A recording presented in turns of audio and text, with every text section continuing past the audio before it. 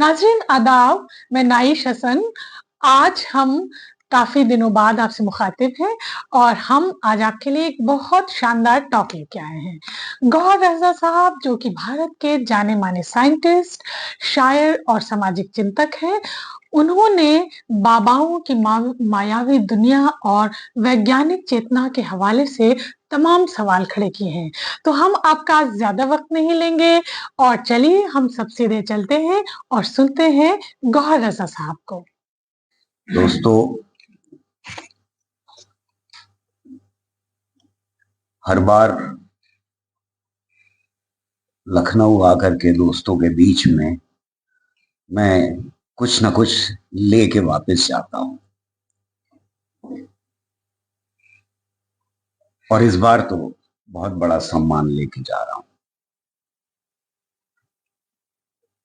मैं अक्सर कहा करता हूं कि हम लोग जब बड़े हो जाते हैं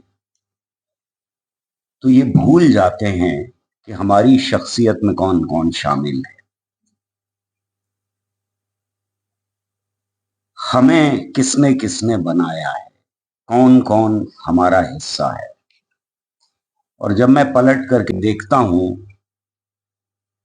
तो मुझे लगता है कि सिर्फ मेरे खानदान की जिसकी बात यहां की गई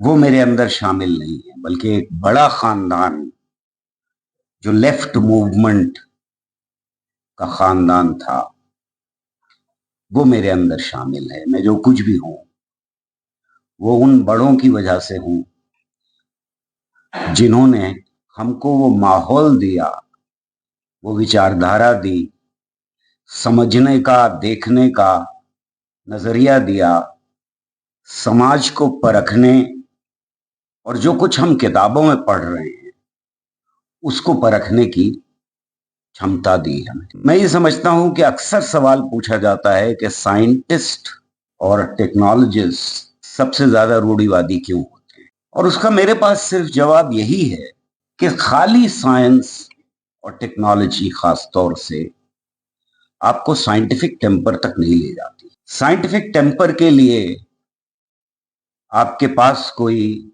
घर का माहौल तो जाहिर है कि होना ही चाहिए, लेकिन वहां पर आपके बड़ों में कोई प्रोफेसर इरफान हबीब होना चाहिए, कोई प्रोफेसर केपी सिंह होना चाहिए। ये माहौल है जिसने मुझे गढ़ा और मेरे बड़े भाई बहन को गढ़ा। और मैं एक ऐसे माहौल में था जहां रोज शाम को इरफान चचा और पता नहीं क्यों वो हमेशा से कॉमरेड केपी सिंह थे। और अजीब बात यह है कि नमिता दीदी हमेशा नमिता दीदी रही, वो कॉमरेड नमिता नहीं थी। तो रोज शाम को, क्योंकि बराबर में एक ऑफिस हुआ करता था, जो हमने आंख खोली तो एम्प्लॉयज यूनियन के ऑफिस में हर रोज ही मीटिंग हुआ करती थी, आते थे, बैठते थे। और उसके बाद वहां से उठ के, क्योंकि सबसे करीब हमारा घर हुआ करता था उस ऑफिस के, शाम को चाय पी जाती थी और हम लोगों का काम था कि हम लोग चाय का दौर जारी रखें। और उसमें हमारे कानों में कुछ अल्फाज पढ़ते रहते थे। अक्सर समझ में धीरे धीरे आना शुरू हुए होंगे, लेकिन ये कि माहौल ने कहीं रगों में इस मुल्क की गरीब जनता और अवाम के लिए कहीं ना कहीं वो दर्द जगा दिया, जिसके बारे में फैज साहब लिखा करते हैं कि आजिज़ी सीखी, गरीबों की हिमायत सीखी। ये अपने आप नहीं आता। मैं अपनी जिंदगी को पीछे मुड़ के देखता हूं तो मुझे ये मालूम है कि ख्यालात के संघर्ष में केपी साहब का ये कहना, कॉमरेड केपी का ये कहना कि जब सबके पास ऐसा घर होगा तब मुझे भी ऐसा घर चाहिए, उसकी ख्वाहिश है। ये ख्यालात के संघर्ष का एक हिस्सा है, क्योंकि सब ऐसा नहीं सोचते। हम अगर ये कहना चाहें कि ये आज की दौर की मानसिकता में पिरोया गई एक चीज है, ऐसा नहीं है। एक बड़ा हिस्सा आज भी ये सोचता है कि हमारे पास ही होना चाहिए सब कुछ। तो ये संघर्ष में अगर आपको माहौल मिल जाता है तब फिर आप लकीर खींचते हैं कि आप किधर की तरफ खड़े होंगे, और जिंदगी भर आप उस पाले में रहना चाहते हैं या नहीं रहना चाहते। हम इस संघर्ष में देखते हैं कि कुछ चीजों की जीत हमने हासिल कर ली, और मुझसे कहा गया है कि मैं साइंटिफिक टेम्पर और उसका रिश्ता समाज से, इसके बारे में बात करूं। तो मुझे ये लगता है कि जिस दौर से हिंदुस्तान में संघर्ष अंग्रेजों के खिलाफ गुजरा, उसमें ये बात बहुत साफ दिखाई देती है कि जब हमारा संविधान बनता है, उससे पहले नेहरू एक किताब लिख चुके हैं, डिस्कवरी ऑफ इंडिया, जिसका मैं बार बार जिक्र, और उस किताब में 10 पेजेस की बात करता हूं, आप लोगों से भी पहले की जा चुकी है, यहां दोहराना चाहता हूं एक बार। और वो पहली बार साइंटिफिक टेम्पर का लफ्ज, फ्रेज कॉइन करते हैं, जिसको हमने हिंदी में वैज्ञानिक दृष्टिकोण और उर्दू में नजरिया कहा है, साइंसी नजरिया कहा है। वो कहां से लेकर के आते हैं, इसके ऊपर जाने से कोई फायदा नहीं है। कुछ लोगों ने कहा है कि उन्होंने कॉइन किया था, लेकिन अगर हिस्ट्री में जाएं तो ये यूरोप में था, मौजूद था। पर अद्भुत बात यह है कि नेहरू जो एक पॉलिटिशियन है, जो साइंटिस्ट नहीं, वो साइंटिफिक टेम्पर के ऊपर हमको सबसे ज्यादा खूबसूरत डेफिनेशन क्यों देते। 3 तरह से उन्होंने डिफाइन करने की कोशिश की है, और भी बहुत जगह एक्सप्लेन किया है, लेकिन 3 महत्वपूर्ण डेफिनेशन दी है। एक जगह वो कहते हैं, जो लंबी डेफिनेशन है, कि ये पुरानी मान्यताओं को छोड़ने की क्षमता अगर आपके अंदर है तो आप साइंटिफिकली टेम्पर्ड हैं। अगर आपको अपनी सोच अनुशासन में रखने की क्षमता है आपके अंदर, तो आप साइंटिफिकली टेम्पर्ड हैं। आप नए डाटा की बेसिस के ऊपर पुरानी बातों को अगर गलत साबित किया जाए तो उन्हें अगर मानने के लिए तैयार हैं, तब आप साइंटिफिकली टेम्पर्ड हैं। प्री कंसीव्ड नोशंस को और परंपराओं को छोड़ना है, ये डेफिनेशन का एक हिस्सा है।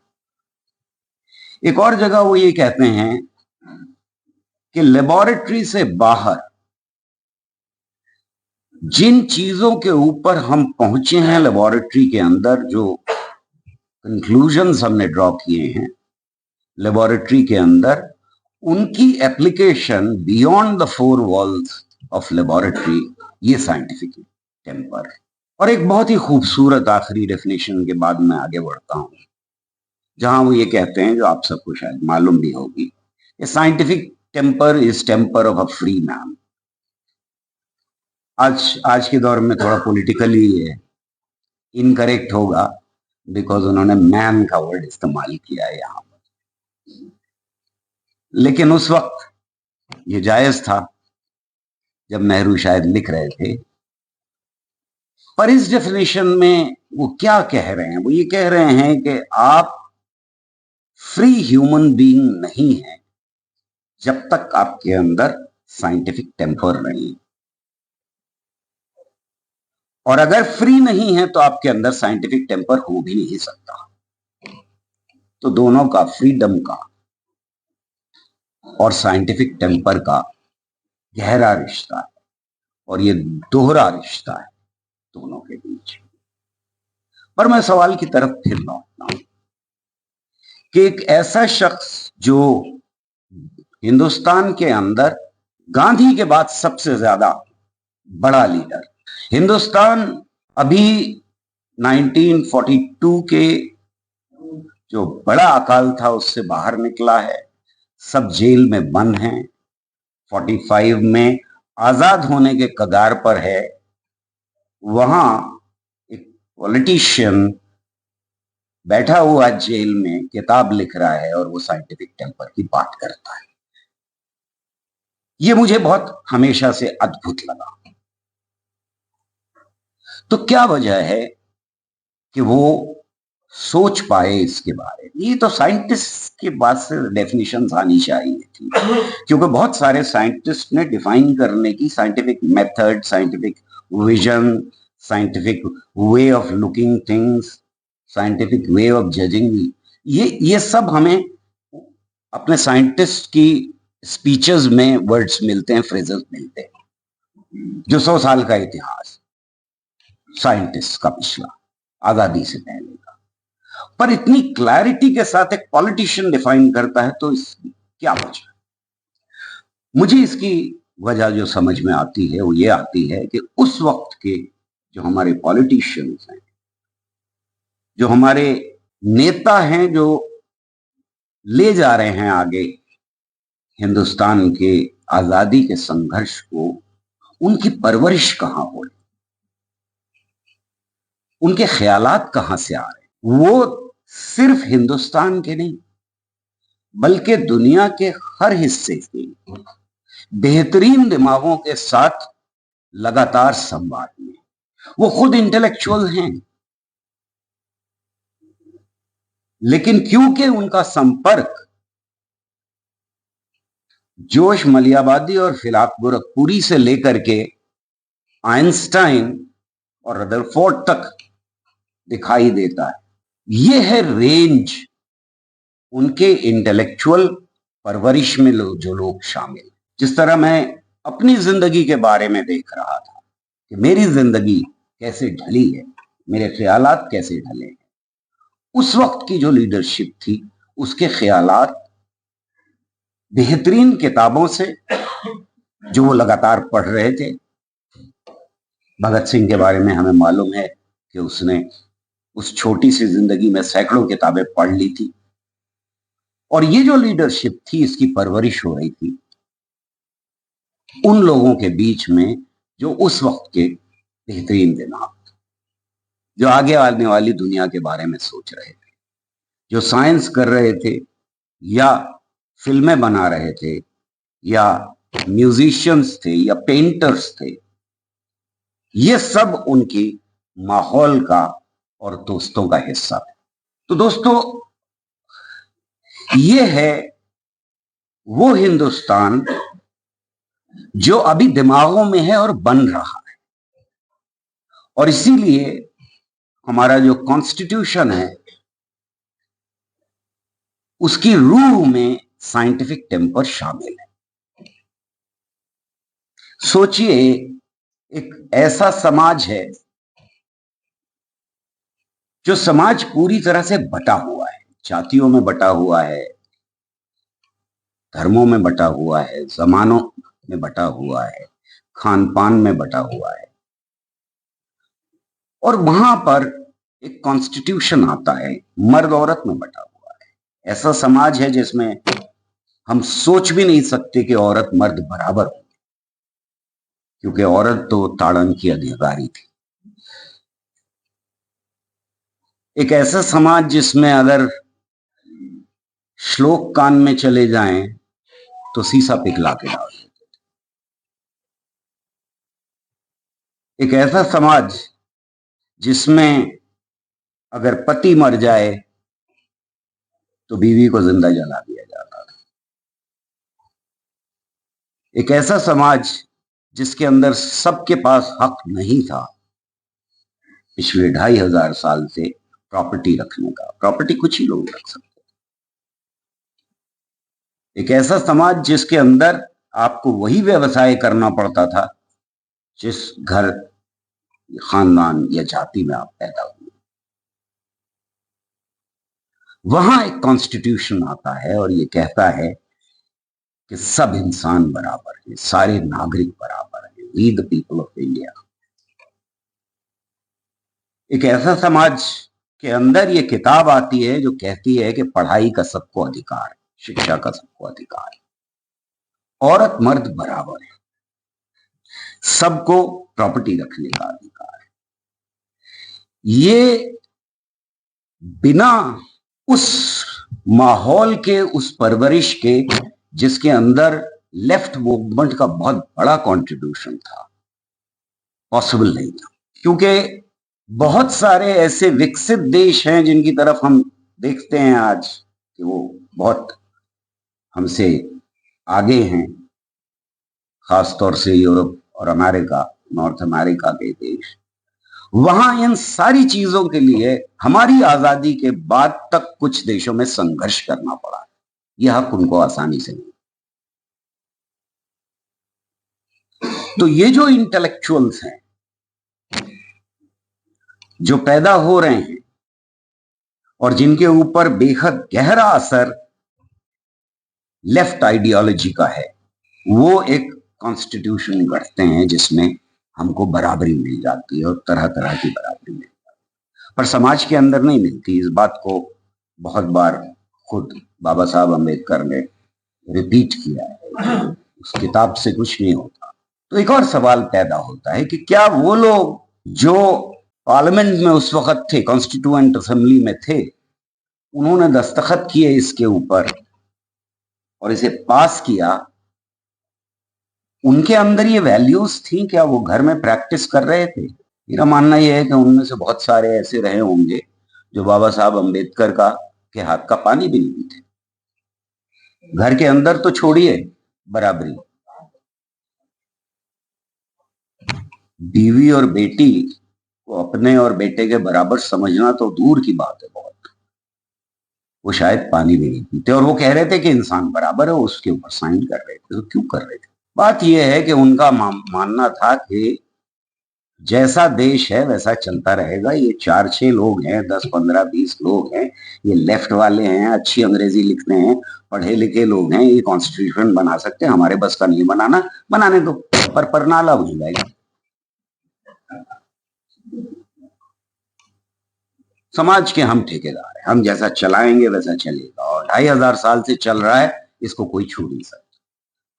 पर इस कॉन्स्टिट्यूशन ने अपने को असर्ट करना शुरू किया। कहीं कोई उठ खड़ा हुआ, कहीं कोई महिला उठ खड़ी हुई, मुझे अपना हक चाहिए। दलित उठ खड़े हुए, SC STs उठ खड़े हुए, नौजवान उठ खड़े, अपना अपना हक मांगे और समाज में धीरे धीरे बदलाव आने लगा। ये बात सही है कि बड़ा बदलाव हमारे देश के अंदर रेवोल्यूशन की तरह का कुछ नहीं हो पाया, लेकिन धीरे धीरे ये बदलाव आने लगे और अब वो ताकतें जो ये सोच रही थी कि इस किताब से कुछ नहीं होता, वो छटपटाती हुई दिखाई दे। 80 के दशक के बाद जब हम कह सकते हैं कि लेफ्ट मूवमेंट भी और साइंस मूवमेंट भी अपनी पीक पर था, तब एक और चीज हो रही थी उस वक्त, और वो थी बाबाओं का उदय। अगर आप नजर डालें तो टेलीविजन शुरू होता है और टेलीविजन में एक नए तरह का बाबा, आपको नाम शायद याद हो, धीरेन्द्र ब्रह्मचारी, जो सुबह सुबह आकर के दूरदर्शन के ऊपर योगा कराते थे। ये एक बहुत बड़ा पॉलिटिकल कॉम्प्रोमाइज था जो उस वक्त की लीडरशिप ने किया, खासतौर से इंदिरा गांधी इसकी जिम्मेदार थी।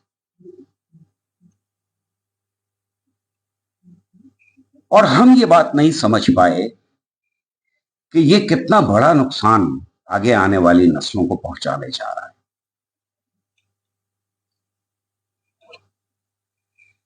अगर हम उसके बाद का पीरियड देखें तो ये नए दौर के बाबा, ऐसा नहीं है कि हमारे यहां मठ नहीं थे, हमारे यहां बाबा नहीं थे, ऐसा नहीं है कि अलग अलग इलाकों में अलग अलग तरह के अखाड़े नहीं थे, वो सब कुछ था, लेकिन ये कुछ नए बाबा थे, ये कुछ नया प्रोसेस था, इनमें कुछ अलग बात थी और ये अध्यात्म से ज्यादा, जिससे इनका कोई खास लेना देना नहीं था, इनका लेना देना मार्केट के साथ था। और फिर 90 का दशक आते आते हमको यह दिखाई देता है कि इस देश के अंदर हर कोने खदरे में बाबाओं की फसल उग रही। ये मॉडर्न बाबा थे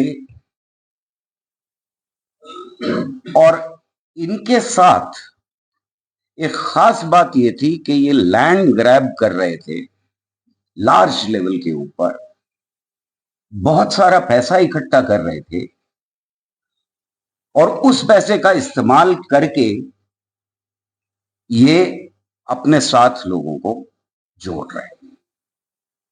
इनके बहुत सारे भक्त पैदा हो रहे थे और ये करप्शन का सेंटर थे।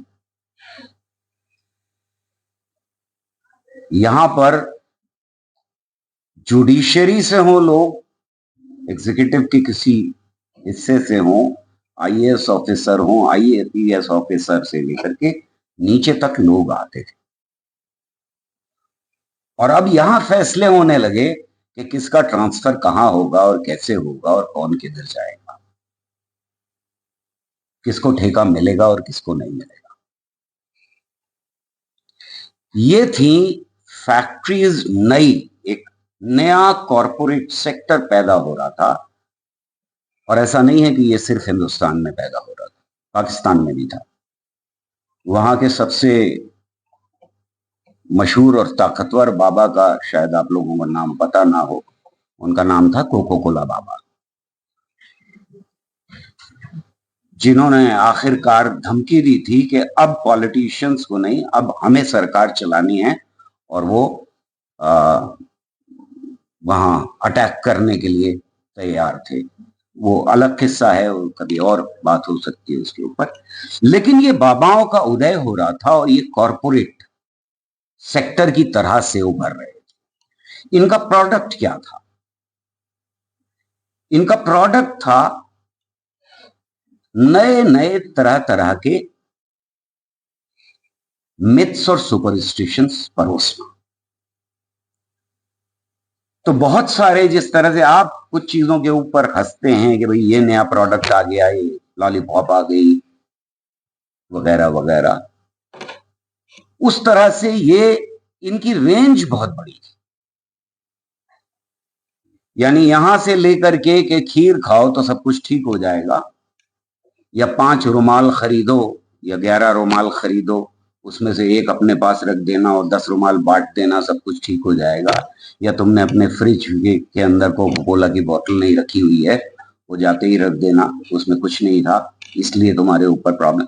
यहां से लेकर के आपका भविष्य बताने तक, यानी अभी कल जो जो खबर है वो कह रही है कि उन्होंने बता दिया कि कैंसर कैसे ठीक। एक ऐसे बाबा ने जिन्होंने ये भी कहा था कि जो लोग मरे हैं भगदड़ में उनको मोक्ष मिल गया है। तो ये रेंज बहुत बड़ी, पर इसमें लगातार धर्म का इस्तेमाल है, कहीं ना कहीं आस्था का इस्तेमाल है। आपके लिए अपोज करना बड़ा मुश्किल है और हमारे लिए पहचानना भी बहुत मुश्किल है, और हमने नहीं पहचाना कि ये क्या कर सकते हैं। और 90 के दशक के बाद तक हमको दिखाई देता है कि पॉलिटिशियंस इन बाबाओं के पैर छू करके जो बड़े हुए थे वो सत्ता पे काबिज हो जाते, और इनके बीच में एक नेक्सस क्रिएट होता है। जो क्रोनी कैपिटलिस्ट है हमारे यहां का, वो पॉलिटिशियंस और बाबा, हमारे लेफ्ट मूवमेंट ने नहीं पहचाना।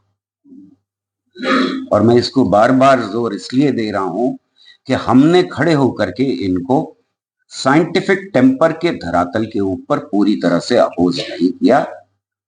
1 2 4 जरूर स्टेटमेंट्स हमारे आए, पर हमने एनालाइज करने की इसको कभी कोशिश नहीं की। ये एक ऐसा सैलाब बन गए कि अब एक बाबा कुछ दवाएं बनाता है और ये हिम्मत पड़ जाती है उसकी कि वो कहता है कि मॉडर्न मेडिसिन का जो तरीका है वो बिल्कुल बकवास है, मेरी दवाएं जो हैं वो सब कुछ ठीक कर सकती, कोरोना को भी ठीक कर सकती। और 3 ministers, and I happen to be there उस वक्त, जब उसने वो कोरोनिल या जो भी नाम था उस दवा का रिलीज की थी। वो तीनों मिनिस्टर और वो बाहर निकल रहे थे, मैं एक और मीटिंग के लिए उसी कैंपस में मौजूद। तो ये नेक्सस जो बन रहा था, हमने इसको नहीं पहचाना। इसकी बड़ी वाइड रेंज थी। इसमें 7 हर गली कूचे मोहल्ले के अंदर छोटा सा मंदिर बनाओ, एक आदमी को वहां बिठा दो और वो घरों के अंदर उसकी एक्सेस हो जाएगी और वो तुम्हारा एजेंट होगा सारे अंधविश्वास फैलाने के लिए। लेकिन उसके साथ साथ वो राजनीति भी करे, रिएक्शन। तुम बड़े बड़े आयोजन करो, लोगों को भेजो गंगा जल लाने के लिए और उसका पूरा इंतजाम करो, और ढिंडोरा पीटते रहो कि अपीजमेंट माइनॉरिटीज का हो रहा है, ताकि इस अपीजमेंट की तरफ किसी की नजर ना जाए। ये अपीजमेंट आपकी आंखों से छुपा रहे और हम ना पहचान पाए कि कहां असल में अपीजमेंट किया जा रहा है। ये हमारा काम मुश्किल क्यों था? हमारा काम जो साइंटिफिकली टेम्पर्ड सोसाइटी बनाना चाहते थे, क्यों मुश्किल था इतना? उसकी वजह यह है कि हिंदुस्तान के अंदर या इंडियन सबकॉन्टिनेंट में अगर हम देखें, हिंदुस्तान हो या पाकिस्तान, एक आम बच्चे की जो सुबह को उठता है उसकी जिंदगी का हिस्सा है कि घर में कोई ना कोई कुछ ना कुछ रिलीजियस चल रहा। जब वो तैयार हो जाता है तो गाल के ऊपर या माथे के ऊपर काला टीका लगा दिया, नजर ना लगे। जब वो बाहर निकलता है घर से तो वो देखता है कि मंदिर है, मस्जिद है, गुरुद्वारा है, ये लगातार उसको चीजें दिखाई देती रहती। स्कूल पहुंचता है, वहां उसको दिखाई देता है कि अच्छा, या तो कुरान से शुरू हो रहा है स्कूल सुबह को, या गणेश वंदना या सरस्वती वंदना या कोई हिम इससे शुरू हो रहा है, उस पर लेक्चर वगैरह। उसका इंटरेक्शन साइंस से शायद 45 मिनट के 1 घंटे, मैथमेटिक्स को और मिला लें तो 1.5 घंटा। वापस लौटता है, ये सब कुछ हो रहा होता है, बाजार जाता है, दुकान के अंदर कोई ना कोई मूर्ति या कुछ ना कुछ रिलीजियस सिंबल दिखाई देता है, वगैरह वगैरह, इंक्लूडिंग बैंक्स। और हमसे ये कहा गया था, और हमारी मार्क्सिस्ट अंडरस्टैंडिंग ये थी कि जब इंपीरियलिज्म या कैपिटलिज्म पूरे समाज को बदल देता है तो फिर वो धर्म को, अंधविश्वास को किसी एक तरफ ढकेल देता है, वो धर्मों में फर्क नहीं करता है। लेकिन आज हम ये देख रहे हैं कि जहां तक सवाल था गवर्नमेंट हॉस्पिटल्स का, तब तक कम से कम मंदिर नहीं हुआ करते, मस्जिदें नहीं हुआ करती थी। यूनिवर्सिटीज हो, पुरानी बसी हुई थी, जहां थी वहां थी। लेकिन प्राइवेट यूनिवर्सिटीज हो या प्राइवेट हॉस्पिटल हो, मैंने अभी तक कोई ऐसा नहीं देखा है जिसके अंदर कोई ना कोई रिलीजियस प्लेस शुरू में ना हो, कोई ना कोई सिंबल ना हो। तो हमारे यहां कैपिटलिज्म लेकर के आ रहा है अंधविश्वास,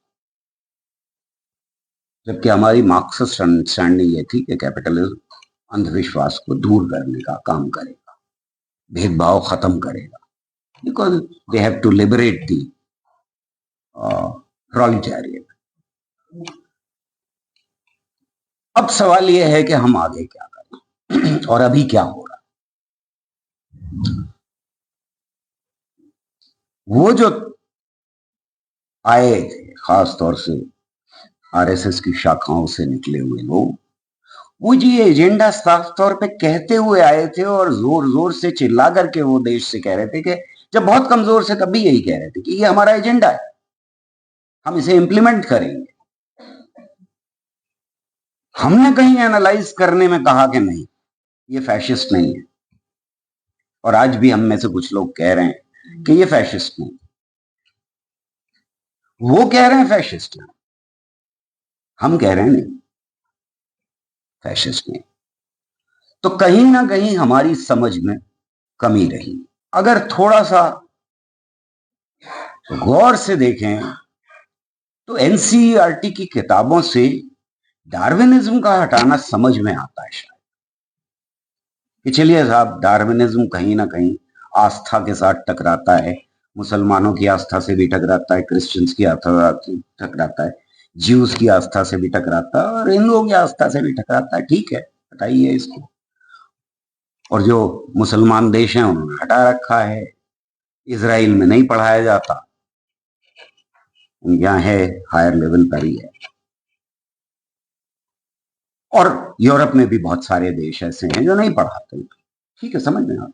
परेशानी ये है ना कि आप कैसे बताएंगे फिर किसी बच्चे को कि भाई यहां से पैदा हुए, यहां से पैदा हुए, यहां से पैदा हुए, पैर से पैदा हुए, अगर डार्विनिज्म पढ़ा रहे साथ में, या अल्लाह मियां ने एक वो बनाया, पुतला बनाया, फिर उसमें रूह फूकी, ऐसे पैदा हुए, तो दोनों में टकराव है, समझ में आता है। और ये मतलब पीरियोडिक टेबल क्यों हटा दी, सवाल ये उठता है। उससे क्या प्रॉब्लम थी इन्हें, वो जो बेचारा एक राइट एंगल ट्राइंगल को उसके नाम से जाना जाता था, पाइथागोरस, उससे क्यों लड़ पड़े? अकबर से और बाबा से, इनसे तो झगड़ा कर ही रहे थे, उससे क्यों लड़ पड़े? सवाल ये है कि जब आपको इसरो को ये कहना है और उसके ऊपर दबाव डालना है कि आकाश तत्व के ऊपर तुम इंटरनेशनल कॉन्फ्रेंस करो, तब फिर आप पीरियोडिक टेबल कैसे पढ़ाएं? फिर तो 4 तत्व की बात होगी, 5 हो जाएंगे ज्यादा से ज्यादा, नहीं कर सकते आप। लगभग 3.8 करोड़ यानी 3 करोड़ 80 लाख बच्चे हैं हमारे स्कूलों में पढ़ते हैं। 10वां क्लास इनमें से लगभग 5% गिर जाते हैं, जो आगे नहीं जा पाते, 11th क्लास में ही। आपने 10वें क्लास तक हटा दिया। ये कह रहे हैं कि 12वें 11वें 12वें में है, आप लोग क्यों परेशान हो रहे? तो अच्छा है कि एनसीईआरटी का सिलेबस सब जगह नहीं इस्तेमाल होता, इसलिए हम बचे हुए।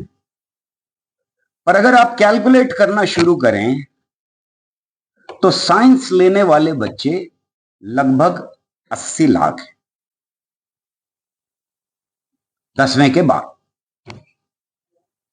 10वें तक हमें सबको ये पढ़ाना था, 10वें के बाद 80 लाख बच्चे साइंस स्ट्रीम में जाते हैं, 40 लाख रह जाते हैं बाहर तक। ये आंकड़े जो हैं ये बहुत गड़बड़ आंकड़े हैं, अलग अलग सोर्सेज अलग अलग बताते हैं। कोई 20 लाख कहता है, कोई 80 लाख कहता है, कोई कुछ कहता है, कोई कुछ कहता है, लेकिन मैं आपको मोटे मोटे आंकड़े दे रहा हूं। उनमें से बायोलॉजी लेने वालों को आधा अगर कर दिया जाए, अगर 40 लाख का आंकड़ा लिया जाए तो सिर्फ 20 लाख बच्चे, और अगर 80 लाख का आंकड़ा लिया जाए तो सिर्फ हमारे पास 40 लाख बच्चे। यानी बाकी सबको डार्विनिज्म नहीं पढ़ाया जाएगा, बाकी सबको पीरियोडिक टेबल नहीं पढ़ाई जाएगी, बाकी सबको ये बताया जाएगा कि हमारे शास्त्रों में पहले ही पाइथागोरस थ्योरम आ चुकी थी। ये अलग बात है कि पाइथागोरस हमारे यहाँ पैदा नहीं हुआ, वरना हम उसका नाम पाइथागोरस रखते थ्योरम का। अब हमें बदलना पड़ रहा है, गलती हो गई।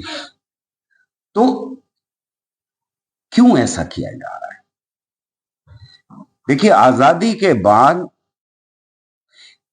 इस मुल्क की जीडीपी दुनिया भर में घट के 4% रह गई थी, और अंग्रेजों के आने से पहले लगभग 30% थी। यानी हम 1/3 ऑफ द वेल्थ पैदा कर रहे थे दुनिया की।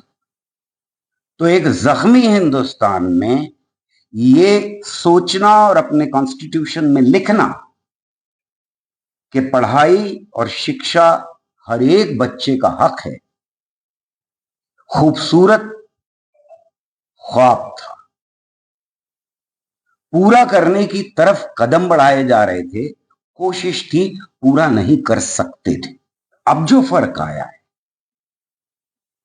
वो फर्क ये है कि पूरा नहीं करना चाहिए, पूरा करने की जरूरत नहीं है इसको आपको। क्योंकि हम ज्यादातर लोगों को अब बाबाओं के लिए पैदा कर रहे हैं। ये जो बड़ा मास है, इसकी जरूरत नहीं। ये पॉलिसी हमको पाकिस्तान में शुरू से दिखाई देती। वहां की मिडिल क्लास ने अपने बच्चों को वहां से बाहर पढ़ाया, बाकी सबको जो गवर्नमेंट स्कूल थे बुरी हालत में जाहिल ही पैदा किए। हमारे यहां अब जिस तरह से आइलैंड्स बनाए गए हैं कि पानी अपने लिए, सबको साफ पानी की अब जरूरत नहीं है। अपने लिए सिक्योरिटी, ऐसी लोकेलिटीज बना लेना जिसमें अपने चौकीदार खड़े करने हैं, और उसी तरह से अपने स्कूल, अपने कॉलेज, अपनी यूनिवर्सिटीज, यहां हमारे बच्चे पढ़ेंगे, सब कुछ पढ़ेंगे, पर बाकी के लिए जरूरत नहीं है। बाकी सबको हम बाबाओं के लिए पैदा करें। तो जो बच्चा सुबह से लेकर शाम तक और जिंदगी भर बम्बार्डमेंट ऑफ मैसेजेस है रिलीजियस जिसके ऊपर, उसको साइंटिफिक टेम्पर के करीब लाना आसान काम बिल्कुल नहीं, बहुत मुश्किल काम। पर संघर्ष जो विचारों का है, उसमें हमें वापस जाना पड़ेगा साइंटिफिक टेम्पर की तरफ, बिकॉज वहां भी एक कॉन्ट्रडिक्शन है। बिना साइंटिस्ट के काम नहीं चलेगा, और हो सकता है कि शाखा से निकला हुआ एक आदमी कमिटेड साइंटिस्ट हो, और ये कई जगह एक्सपीरियंस पर्सनली कर चुका मैं, आप में से भी कुछ लोगों का पर्सनल एक्सपीरियंस हो। वो छटपटा रहा है,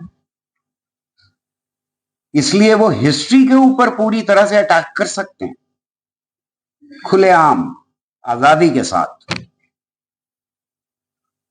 वो आपकी सोशियोलॉजिकल एरेना में जो पढ़ा रहे हैं उसके ऊपर डेफिनेटली अटैक कर सकते हैं, और बहुत विग्रस अटैक है।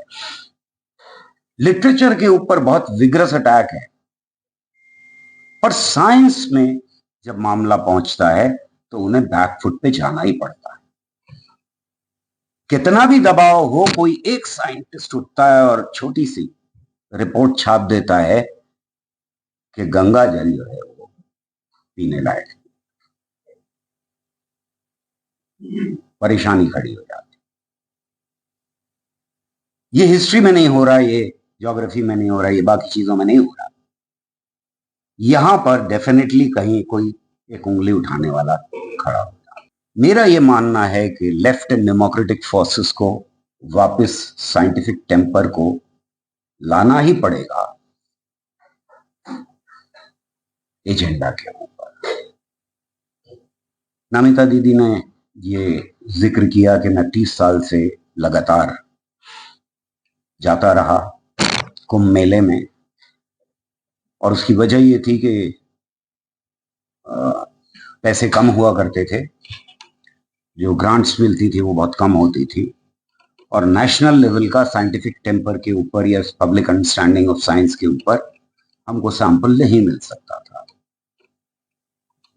तो जो इलाहाबाद में संगम पे हर 6 साल बाद इकट्ठा होती थी श्रद्धालुओं की, प्रीडोमिनेंटली जाहिर है कि हिंदू आस्था रखने वाले लोग आया करते थे वहां पर, लेकिन वहां पर मुसलमान भी आते थे, क्रिश्चियंस भी आते थे, और हमको सारे हिंदुस्तान से आए हुए लोगों का कुछ ना कुछ थोड़ा बहुत सैंपल मिल जाता था।